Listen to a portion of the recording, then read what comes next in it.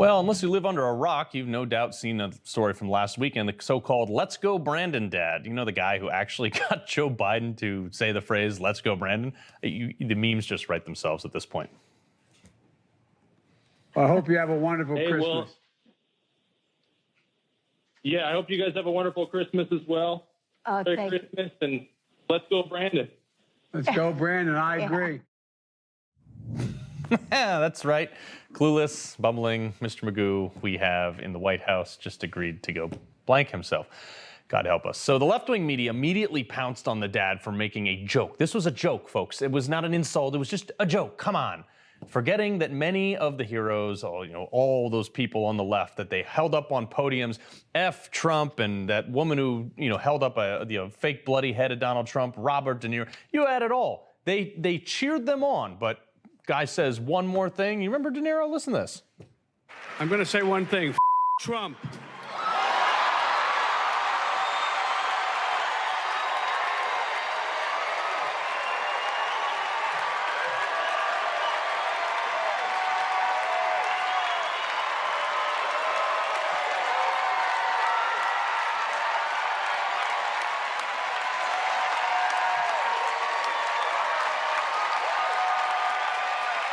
It's no longer down with Trump, it's Trump.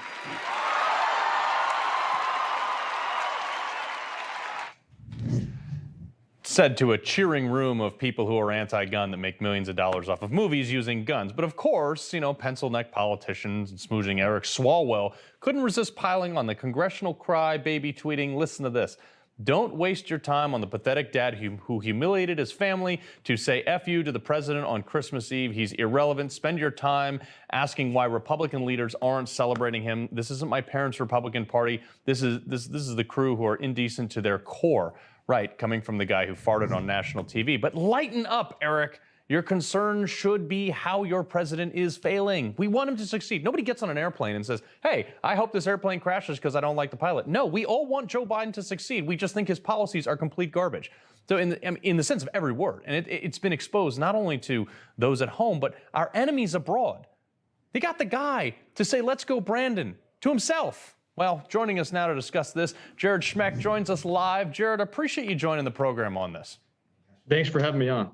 Okay, so let's set the stage here. I mean, look, are you a type of guy who would stand on stage and say F Joe Biden?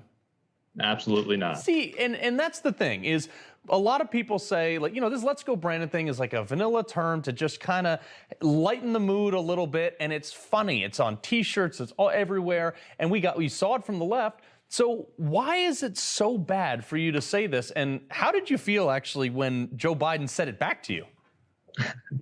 Well, I didn't hear him say it back to me because they cut the phone call as soon as they said, let's go Brandon. I didn't know that happened or that it was even being live streamed until I saw it on social media about 10 minutes later. And I laughed pretty hard when I watched that video. The reason, we know why they're mad. I mean, we know why they're mad. He's the one who said it. Frankly, the mainstream media are the ones who made the let's go Brandon term.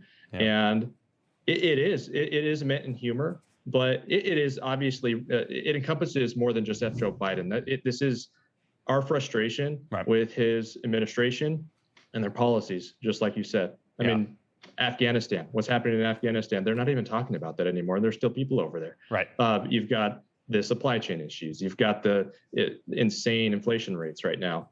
The federal vaccine mandates. The list goes on, and people are tired of it. And people, not just people in America, people around the world know what's going on with this. Yeah, but that's the problem too. Is like, they like we just saw, they cheered on this type of vulgarity against Trump, and nothing was off the table. His family, his finances, his business, his kids, whatever. And you go on and say something like this, be like, look, dude, you can criticize you all you want, but people are actually coming after you with death threats now. No?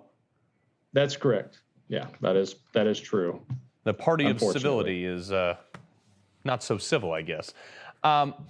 They're going crazy, though.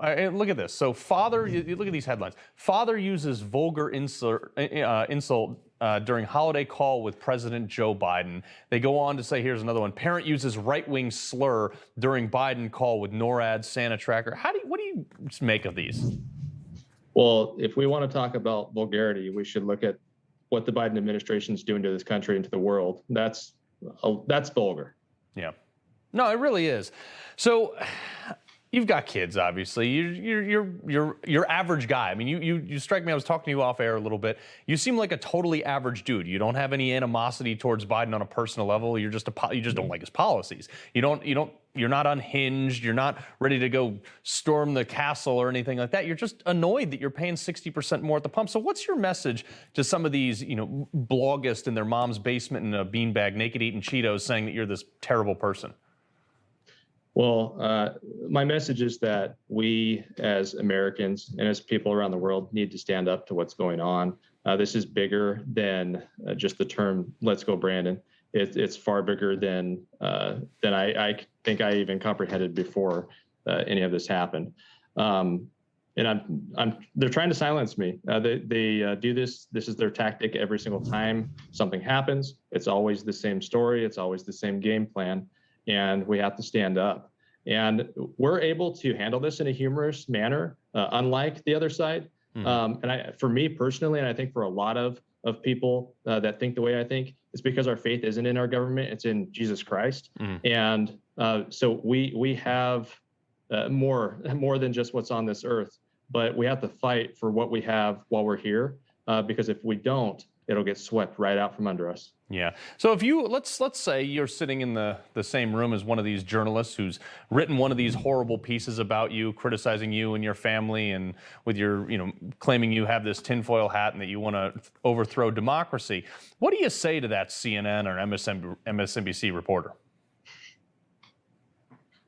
On for the FCC airwaves friendly version. Yeah, I mean, I guess I could say "Let's go, Brandon," but when it comes down to it, it's this is democracy. What I am exercising my rights as an American, and I have very real concerns, and I'm well supported. There's so many people that have reached out in support because there are a lot of people concerned about what's going on, and in my opinion, they are trying to rip that democracy from underneath our feet, and it's scary. And we have to stand up. Yeah. So you have a party of tolerance that spent 4 years saying that Trump was the most intolerant person in the world. We need to be all inclusive. Come join us. We're the party of free speech, free choice, blah, blah, blah, blah, blah.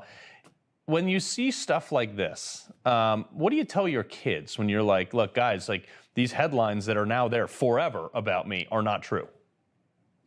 It's a tough one, but my kids, they've got good heads on their shoulders. I mean, two of them are too young to understand what's going on, but my two boys understand what's going on.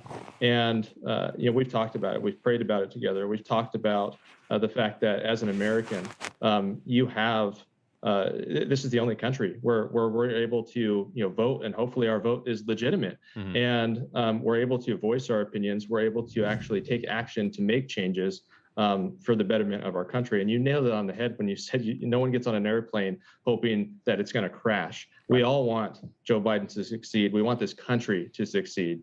And I do think that separates us from the other side. Yeah. And that's really all I got to say about that. Yeah. Well, Jared, look, stay safe out there. And, I'm in the Socialist Republic of Connecticut. You ever feel threatened, you can come stay with me, man. I got tons of guns. I'm a safe guy. We'll barbecue and we'll be happy. All right. We'll raise the MAGA flag. But, we're a respectful bunch as much as they hate us. So, Jared Schmeck, we appreciate you joining us tonight, sir.